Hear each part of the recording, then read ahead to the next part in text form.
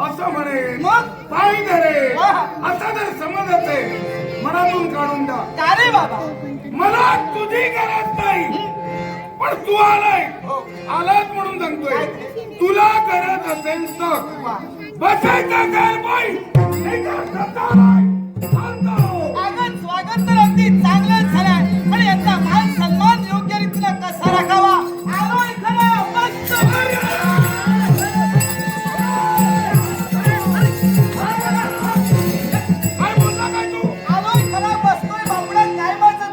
बापूड आहे मग? अरे मला न्यात आहे. पूर्वी तुला हवं जावं म्हणायचो, गुरु मानलं बरोबर. मग अरे तुला का करतो हाच विचार मी करतो आज असं का घडावं. तुझी करणी माझी करणी. अरे वैकुंठीच्या खाण्यानं जेवढे माझ्या पूर्वज मारले तू सहकार्य केलंय. मी हो निश्चित केलंच ना. मग पण आजपासून देवांची बाजू सोडली. आजपासून तुझ्या पक्षात, आजपासून तुला बोललो.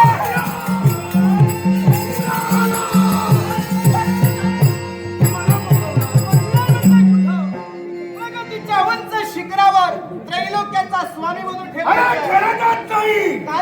उलट मी त्रैलोक्यात स्वतः जिंकला. कोणत्या तऱ्हेनं? तुझ्या पित्याच्या कृपेनं. माझ्या पिताजींच्या कृपा. ब्रह्मदेवाची कृपा केली भक्ती सारे प्रसन्न तिला आम्हाला कोणत्या तऱ्हेचं? दानव मानव यक्ष मानव गंधर्व शस्त्र अस्त्र मला कशापासून मृत्यू नाही. काय सांगतोय? थांबाडा. जो जन्माला आला आज न उद्या तो मेला. सृष्टीचा नियम. तुला सुद्धा जावं लागेल. जन्म आहे तिचा मृत्यू आहे. मला आहे कोणत्या तरीचा? नाही येणार. नाही येणार. हो आगळा वेगळा कोणत्या तरीचा? मला एक सांग. देवादिदेव महादेव बरोबर ना यांच्या जीवनात सम्राट एक भयानक घटना घडली आहे. अगदी बरोबर. हो त्रिवार सत्य आहे. त्यांची भार्या म्हणजे दाक्षायणी. अगदी हिनं आपला देह येथल्या कुंडात झोपून दिला. अपमान सहन झाला नाही. म्हणजे त्यांना बायको नाही. बरोबर. वरदान काय माहिती आहे? कोणतं वरदान? जर शिवपुत्र जन्माला आला तर काही होणार नाही, तू काही मरणार नाही. या स्वर्गाची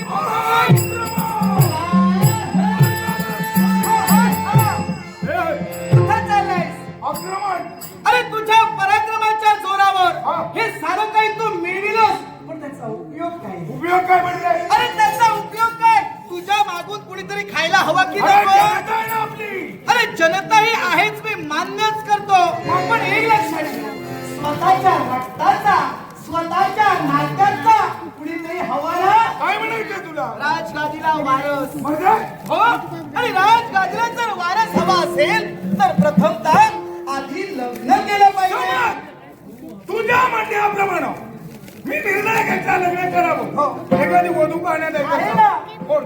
तुझ्यासाठी माझ्यासाठी शोभेल अशी वधू मी पाहिजे. हिमालयी राजकर्ता त्याची कन्या म्हणते उमा. नक्की हो. ऐकणार का? हिमालयापर्यंत जाईल त्यांच्या कन्येची मागणी घाले. जर संपत्तीनं लग्न केलं ठीक, अगदी नसेल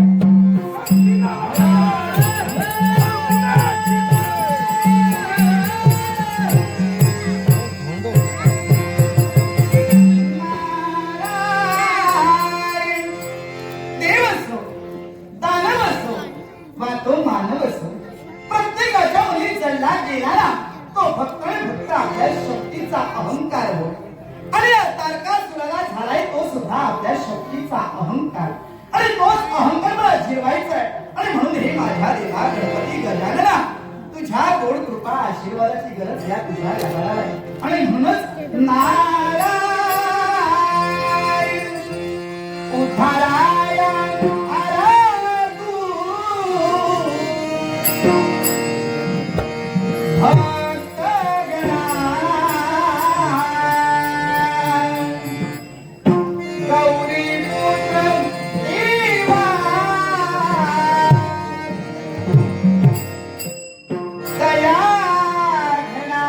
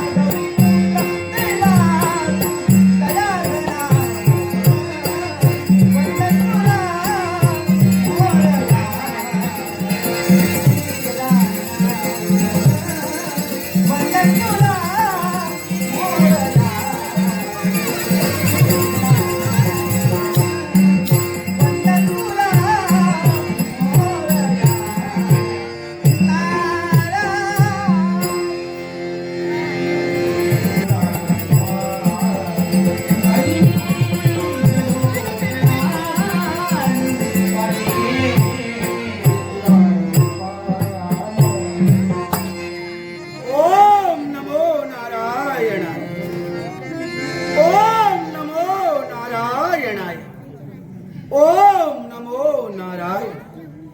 हे भगवान, तुमच्या चरणी या हिमालय पर्वताचा सादरणीय प्रणाम, सादरणीय प्रणाम, सादरणीय प्रणाम. आठवतोय तो पूर्वार्ध, ज्या वेळी या विश्वाची निर्मिती झाली त्याच वेळी या साऱ्या पर्वतांची निर्मिती झाली. ज्यावेळी निर्मिती झाली त्यावेळी आम्हा पर्वतांना होते ते पंख, आणि या पंखांच्या योगे करून आम्हाला जेव्हा वाटेल त्यावेळी आम्ही भ्रमंती करत होतो. पण आम्ही भ्रमंती करत असतानाच पूर्वेकडून पश्चिमेकडे वाहणारे वारे आणि आमच्या पर्वतांवर वास्तव्य करणारे पशु आणि पक्षी यांना त्याचा त्रास होऊ लागला. आणि त्यांनी साऱ्यांनी महाविष्णूकडे विनवणी केली. त्याच वेळी हे देवा, तुझ्या सुदर्शनाच्या साह्यानं आम्हा साऱ्या पर्वतांचे पंख शरणीला गेले. त्या दिवसापासून आम्ही सारे पर्वत या एका जागी स्थिरावलं गेलो.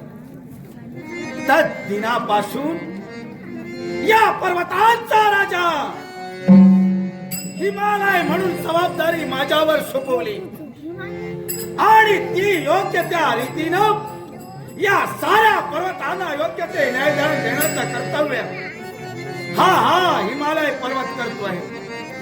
आणि हे कुणामुळे असते तर हे भगवंत, हे सर्वेश्वरा, फक्त आणि फक्त तुझ्यामुळे निमित्त मात्र मी आहे. असाच तुझा कृपा आशीर्वाद या हिमालयाच्या पाठी सदैव असू दे, सदैव असू दे, सदैव असू दे. सर्वेश्वर नटरा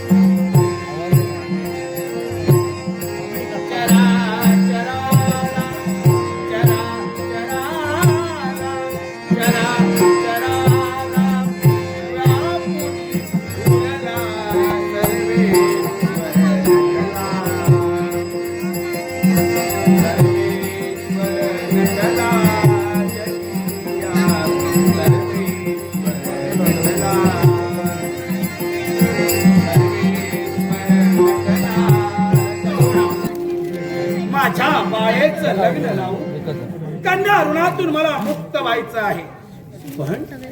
पण माझी बाळ उमा अजून राहिली तरी कुठं? तिच्या येण्याची वेळ झाली. थोडी मार्ग प्रतीक्षा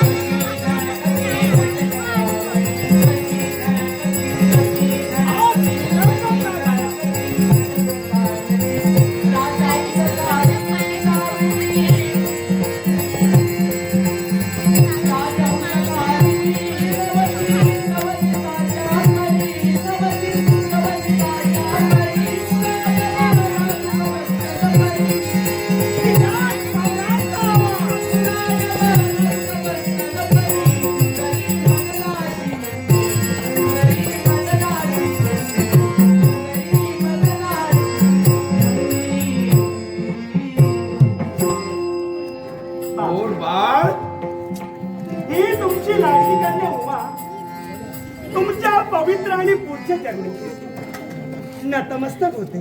आहे शिवाणी मंगलतरेचा आशीर्वाद. मन मात्र समाधानी झाला. तुमचा आशीर्वाद घेण्यासाठी क्षणभर माझ्या सारा मैत्रिणी आणि त्यांचा त्याग मी केला आणि धावत पळत लगबगीनं तुमच्या चरणापर्यंत माझी पावलं पडली. म्हणजे बाळ तोपर्यंत दादा तुमचा आशीर्वाद घेत नाही ना, मन मात्र माझं काही समाधानी होऊ शकत नाही. म्हणजे तू तुझ्या मैत्रिणींच्या सोबत होती नक्कीच. म्हणून तुला विलंब झाला. पण बाबा एक सांगू, काय? अहो या विश्वात ना धनाने सर्व काही विकत घेता येतं. बरोबर. या विश्वात धनाने सर्व काही विकत घेता येतं, पण आईसारखा स्वर्ग आणि बापासारखी सावली या जगात कधी विकत घेता येत नाही. बरोबर आहे बा. तोच तुमचा कृपा आशीर्वाद, तीच तुमची पाखर छाया या तुमच्या लाडक्या कन्येच्या पाठीशी बाबा सदैव असू दे. सदैव आहे. सदैव असू दे. सदैव असू दे. चरणी वा वा वा. सेवा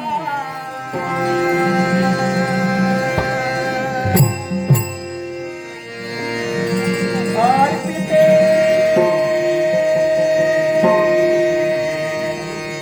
आता शुभवर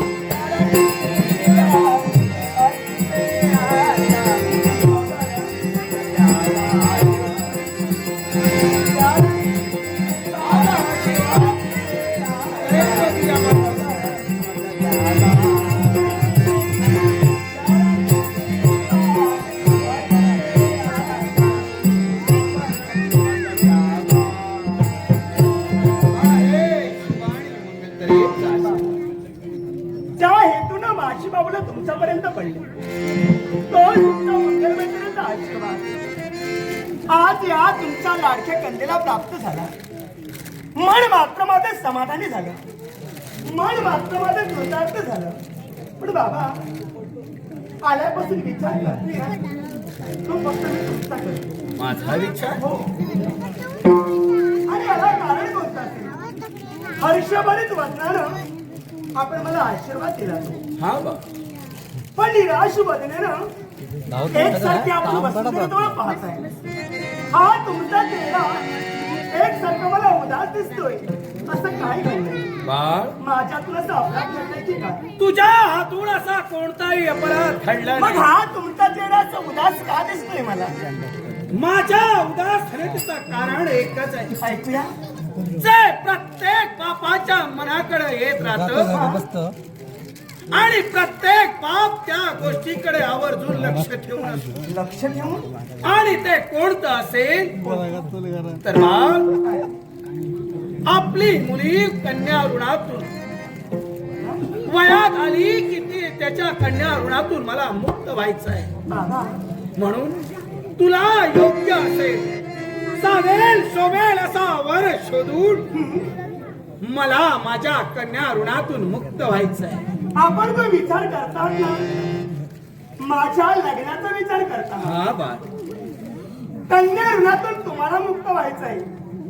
पण बाबा, लग्न मला सुद्धा करायचंय. पण या लग्नाबाबत ना माझ्या काही इच्छा आहे. इच्छा? हो. बाळ, हा तुझा बाप तुला शब्द देतोय. अगं, तुझ्या मनातील कोणती इच्छा असू दे, ती पूर्ण करण्यासाठी हो ना? हा तुझा बाप तत्पर आहे. विश्वास माझा पूर्णपणे तुमच्यावरती आहे. पण या लग्नाबाबत माझी इच्छा कोणती? कोणती? मला जे लग्न करायचंय ना, ते कुणाशी करायचंय? म्हणजे तू अगोदरच पाहिलाय का? नक्कीच. बालपणापासून ज्याची भक्ती मी करते, ध्यानी मनी चिंतनी, आशनी सेनी भोजनी, मुखात अन्नाचा कण, अथवा पाण्याचा थेंब न घेता अहोरात्र ज्या देवाचं भजन पूजन माझ्या हातून होतंय, एवढंच नव्हे तर ज्यांची मूर्ती मी माझ्या हृदय गाभाऱ्याच्या ठिकाणी कोरून ठेवली आणि मनोमनी मी ज्यांना वरिले ना, ती या विश्वाची देवता म्हणजे शंभू महादेव. मी लग्न करेन ना तर फक्त शंभू महादेव खरा आणि तारकाचो हाच मनी प्रश्न होता. कधी न पाहिलेली व्यक्ती आमच्या समोर, मुद्दाम आलाय. पण पाताळ भुवनाचा त्याग करून इथं येण्याचं प्रयत्न. याला पण राजे, या कोण आहे? अहो माझी बाळ, उमा नाव आहे. उमा. नमस्कार. वाव. ते ऐकलं ते आता प्रत्यक्ष पाहिलं. तुम्हाला पश्चात सांगतोय, पाता बोला, ही तुमची कन्या उमा. हिच्या गुणाचं आम्ही वर्णन ऐकलं, सौंदर्याचं वर्णन ऐकलं. इथं आलो, सौंदर्य काय हे पाहिलं आणि हिच्या वर्तणुकीवरून हिच्यावर झालेले संस्कार हे आम्ही पाहिले. आणि मी काय नाही माहितीये, या तुमच्या कन्येचा तुमच्या जवळ हात दानवेश्वर, टाळी कधी एका हाताने वाजत नसते, मागणे मला. त्याला दुसऱ्या हाताची गरज लागते. हो, काही वेळा अगोदर आला असता कदाचित ही तुमची इच्छा पूर्णही झाली असती. पण आता घडलं काय? माझ्या मुलीचं लग्न अगोदरच ठरलं. काय म्हणतात? तिला साजेल शोधेल असा वर तिने स्वतः निवडलाय. राजे, शब्द देतोय तुम्हाला, तुमच्या कन्येला मी सुखात ठेवी, जीवनात केव्हाही दुःख देणार नाही. विश्वास माझ्यावर ठेवा आणि जे काय पूर्वी ठरलं तो विचार सोडा. आमच्या हाती हात द्या. दानवेश्वर, जो पाताळ भुवनाचा राजा आहे तो माझ्या मुलीला सुखी ठेवू शकतो हे मलाही कळतंय. पण जिथं माझ्या मुलीची इच्छा नाही तिथं मी तुमच्या सोबत तिचं लग्न देऊ शकत. हा अंतिम निर्णय तुमचा. हो, मग राजा ऐका, मी जो इथं आलोय ना, तो मनाचा दृढ निश्चय करो. लग्न करे तर उमेदशीर करे. प्रसंगी संमती दिला असता विषय वेगळा होता. आता जर संमती देत नसाल तर नाही आलं मला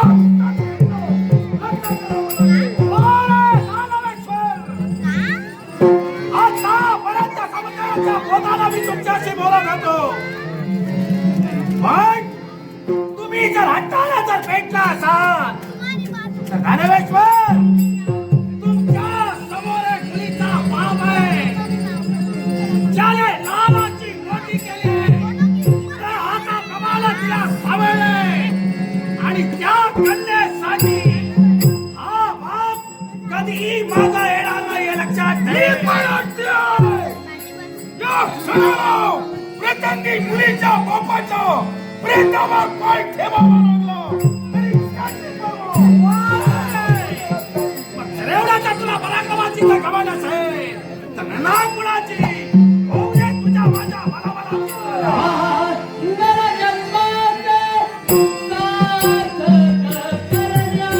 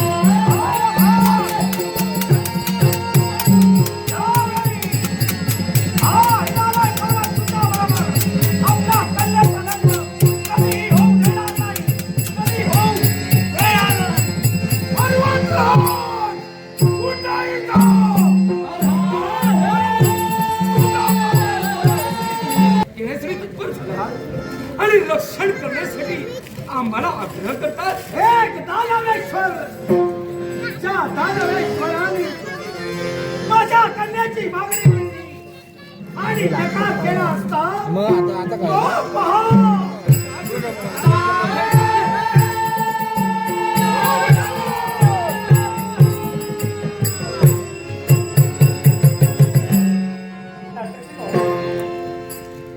एक दशांतर चाहते आज या शांती धामाच्या ठिकाणी येण्यासाठी तत्पर झाला. आमच्याकडे नतमस्तकही झाला, आम्ही आश्रममध्ये तुम्हाला दिला, पण तरी सुद्धा यक्षप्रश्न शंकर असतंय देवदाना वैरत्व होतं, वैरत्व आहे तरी मी इथं आलो, आणि म्हणून प्रश्न विनम्र झालो, योगायोगाने इथं आलो. योगायोग असा कुठला? मी येण्यापूर्वी पर्वतराज इथं आले. मी पर्वतराज पर्यंत गेलो होतो. यांची ही कन्या, हिच्याची मला विवाह करायचंय, तिची इच्छा नाही म्हणून बापाने नकार दिला. पण मी अगदी आहे, मी लग्न कराय तर तिच्याशी कराय. हे दानवेश्वर, अरे या विश्वाच्या ठाई, अरे जो सजो म्हणून जन्माला आला त्या प्रत्येकाला इच्छा आहे, पण आपली इच्छा अशी करावी जी परिपूर्ण होईल. आज तिच्या मनात इच्छा आहे अहो तुमच्याशी लग्न न करण्याची, मग उगाच अट्टहास करा. चला माझ्या जाईन पण केव्हा त्या अपेक्षेनं मी यांच्यापर्यंत गेलो, तिथून इथं आलो. मी म्हणजे ही उमा आहे, हिला अरे त्यांना अभयदान या विश्वाच्या देवाला दिलंय, तेव्हा त्यांचं रक्षण करणं या देवाचं कर्तव्य आहे. तेव्हा मी जाणतोय विश्वाचा पालन करता देव तू आहे. पण एक लक्षात ठेव, तर मला विरोध केला यांचं पालन बाजूला स्वतःचं रक्षण करणं मी तोही नाही करेन. हे तर्कास्वर, ओ या तुमचा जो दोष नाही. अरे या विश्वाच्या ठाई आम्हा देवतांचा महिमा कुणामुळे वाढला असेल तर तुम्हा दानवेश्वरामुळे, आणि म्हणून तुमचे आभार मानले. तुम्ही वेळोवेळी मानवांचे खंडन केलात आणि म्हणूनच या मानवाने आमची भक्ती केली. आमचा महिमा या जग विख्यात झाला आणि म्हणून तुमचे आभार मानले. हे आजपर्यंत घडलं, पण या क्षणाला जर माझ्या इच्छा आला तर देवतांचं अस्तित्व कायमचं नष्ट करेल.